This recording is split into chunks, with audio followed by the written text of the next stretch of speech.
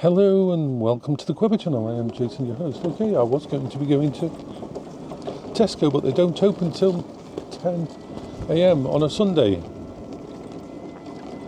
So, and there's a lot of people already queuing up, and it's still 30 minutes before it opens. So screw that. I'm not that urgent for food. I've got food in. I was just going to pick up a couple of bits and pieces, some celery, some turnip, and that I'll go tomorrow instead. So we will head home.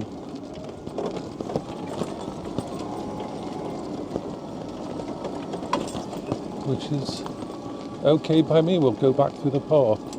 But yeah, I'm not getting rid of the Quingo because it's a bad thing. I have to keep reiterating it. It's just I've got the option for once in my disabled life to be able to actually buy a brand new one that will have all the most advanced features, a very powerful motor, more powerful than the Quingos, better range than the Quingos, and so on.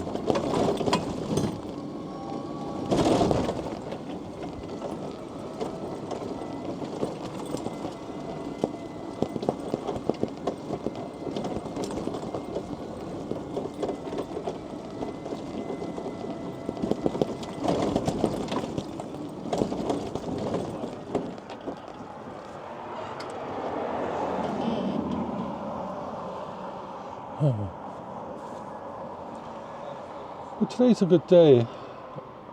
See, this is something that non-disabled people don't understand.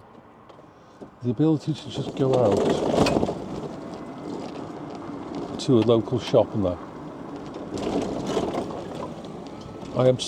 Without this Quingo, without my mobility scooter, I would not be able to go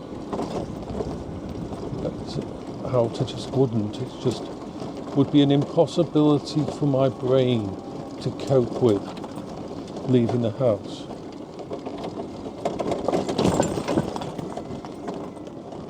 So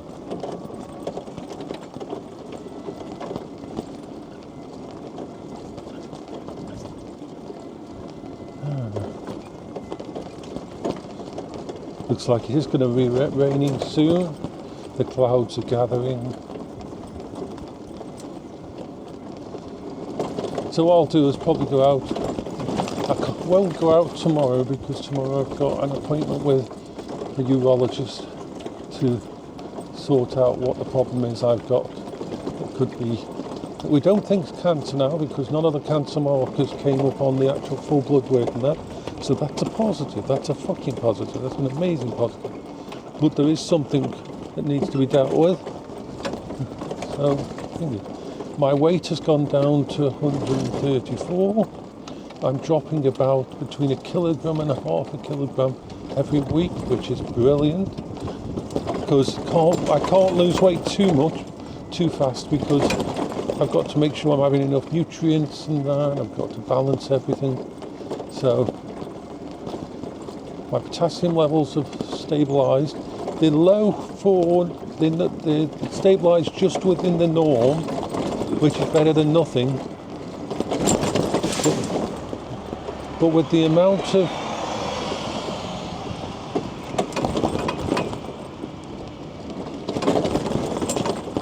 potassium I'm eating per day, I'm eating 3,000 milligrams of potassium supplement every single day. Every meal has stuff like spinach, garden peas,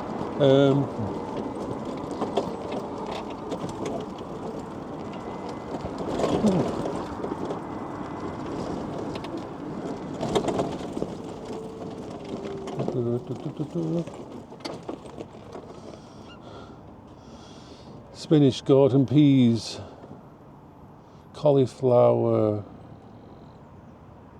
cabbage, pretty much everything.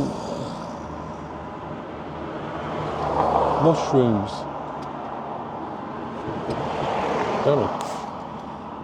That light there for chasing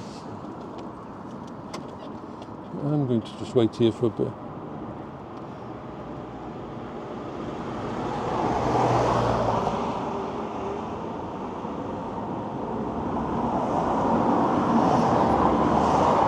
And still it's only levelled out at just above the thingy levels, which shows that my body doesn't absorb potassium or electrolytes as good as it should. So it's always going to be a battle. I'm always going to have supplements to keep it thinking, because the scary thing is I noticed earlier in the year something that I had no idea it was. I was very close to death earlier in the year and I didn't even fucking know it. And that is because the left side of my face became numb. The muscles in the side of my face. Now, at first I freaked out and thought, oh my God, it's a stroke. But it wasn't, or anything like that. It was just a numbness spreading through my muscles in my face and a tingliness in my toes and that. I didn't know that my potassium was that low.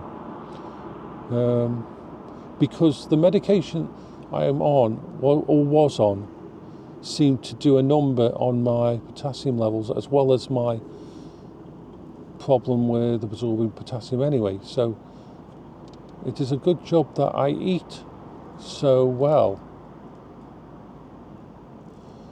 and eat such an amount of potassium and greens and all that kind of thing.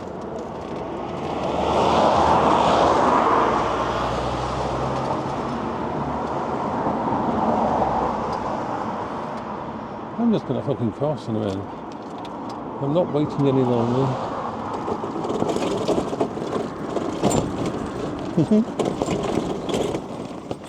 Yay! So, my kidneys, my liver, their functionality has come back up to norm. I've just got to manage my diabetes as much as possible. Today I'm doing a set of 5 or 6 different blood sugar tests at different times during the day.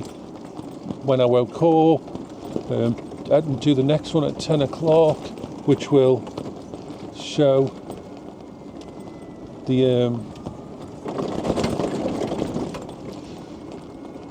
what it's like just before a meal, then I'll have a meal, then 2 hours after a meal, and so on, all during the day, to get a reading up for my blood sugar all day, and then check that against the best case scenario for a person who is dealing with all this kind of stuff.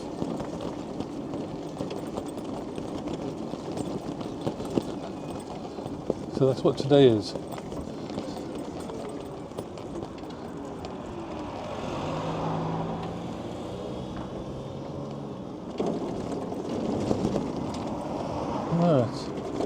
I don't need to go this side. I've gone to a different side than normal.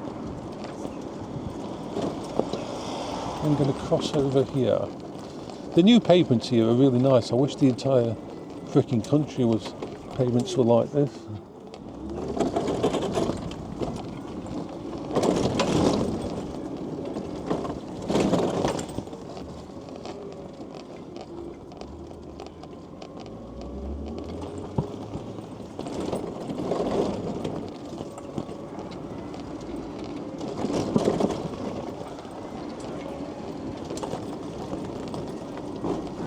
So, what else is going on? Not that much at the moment. I've been so focused on sorting out my health and planning for the end of year what I'll be buying. That's pretty much consumed everything. I've been going back into Skyrim VR. I finally got Skyrim VR which was actually working, which is awesome. Skyrim VR is amazing and it's wonderful for my mental health. It's like the ultimate. Now, let's see, what on?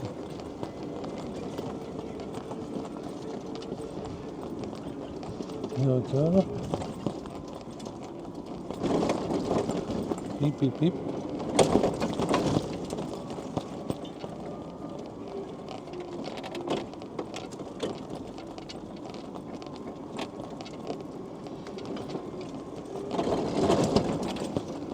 Okay.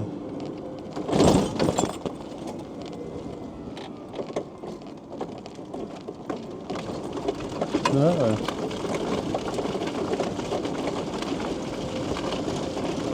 You have to look after your health. See, I'm not scared of death. I have no fear about dying. It isn't that I 100% believe there's something afterwards or 100% believe that there isn't something afterwards. It's just, it doesn't make any difference to me. Because simply I'll be either, when I die, I'll either cease to exist or I'll go somewhere else. That's just the only two outcomes, so why would I stress about it? Anything I do in this world doesn't really affect that end point. But I'm not going to go quietly into the night. I'm not going to screw up my body and not do the right thing. Pardon me. You see, I've noticed a lot of people who've got diabetes and that don't look after their body. They think, oh, it won't happen to me.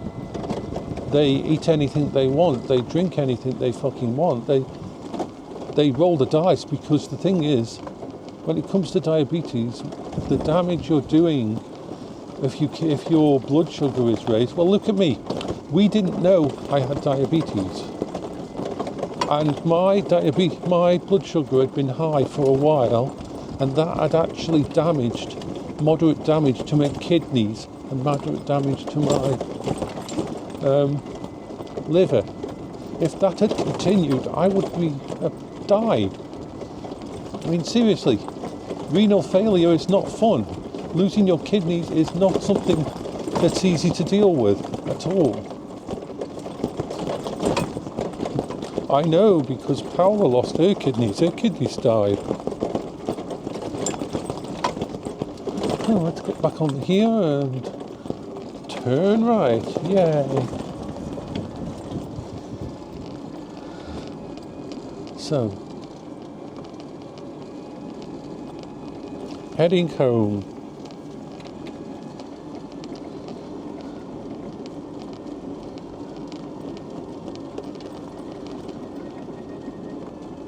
I suppose I should have checked the time the Tesco opened, but I thought it was around 9 o'clock that they opened on a Sunday.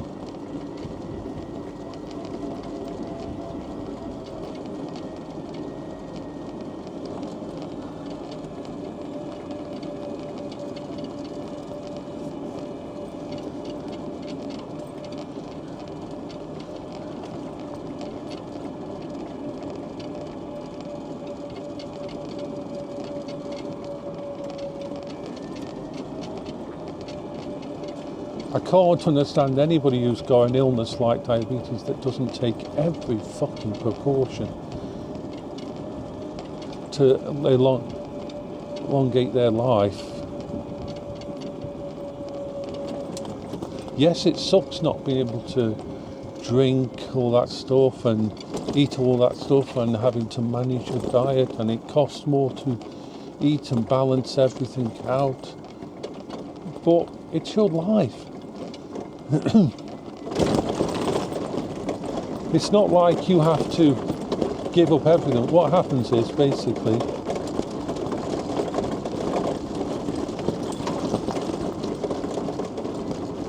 and this is how when you're first diagnosed with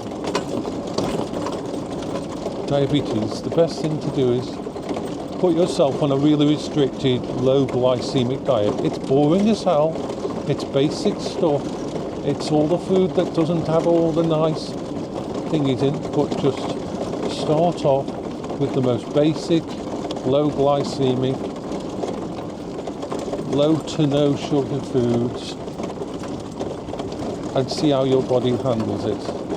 See whether or not you need medication, see whether or not your body can actually cope with a diet-only way of doing it. Then, once you've done that, then once you've got stable reading and stable month, then you can slowly start to try adding foods and see which ones affect you badly. Because if you're type 2, you want to keep yourself within the like in UK numbers, between 5 and 9 blood sugar levels. That's what you want to keep. 9 is a bit high, you'll prefer it to be as low as 8. But you can go up to 9 if you're eating something thingy, but you don't want it to go any higher. And for Americans, you need to times our number by about 18 to get your version, what you do. So this morning I was 6.0 before eating. I'll take my reading again at 10 o'clock to see how my body has coped with the Huel food, and then I'll have something to eat, and then I'll do the reading 2 hours later, and so on, and see how my body is coping with the foods that I'm eating during the day.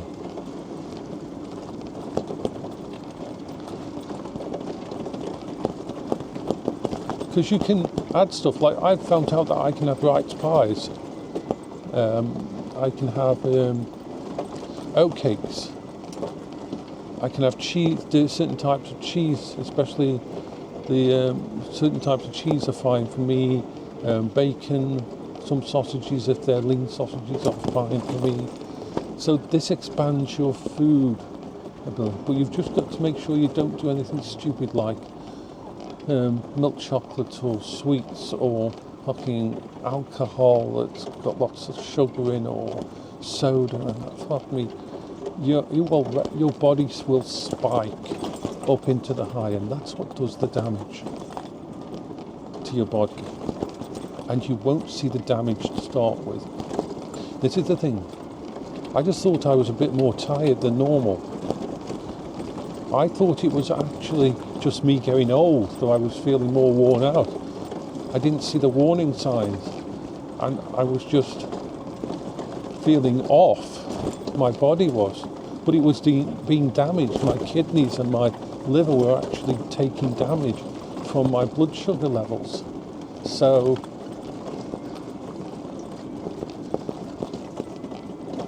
that shows how it can creep up on you.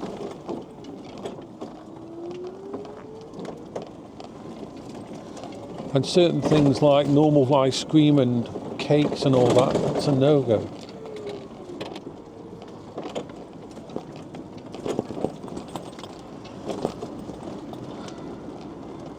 I'm lucky because I've been able to control it with food. But I will have to keep an eye on this for the rest of my fucking life. But I think that's worth it, because I want to be around for 10, 20, 30 fucking years if at all possible. I don't mind dying, but I don't want to die before its time, because Paola fought every single fucking day to survive. And the amount of people I saw in the hospital with cancer and renal problems and in the coronary ward, who embraced life and fought for it and was so fucking appreciated of one more day alive. I couldn't even see myself letting go and giving up. Yes, I miss Chinese foods, I miss takeout foods, but of course a lot of takeout foods I can't even touch, because takeout foods are the worst, because they do put a lot. The thing is, a lot of takeout food, not all, but a lot of takeout food uses a lot of salt, a lot of sugar and a lot of fat to make it taste better. It's cheap. It sucks, but it's cheap, and it's the same with supermarkets. So you've got to be careful.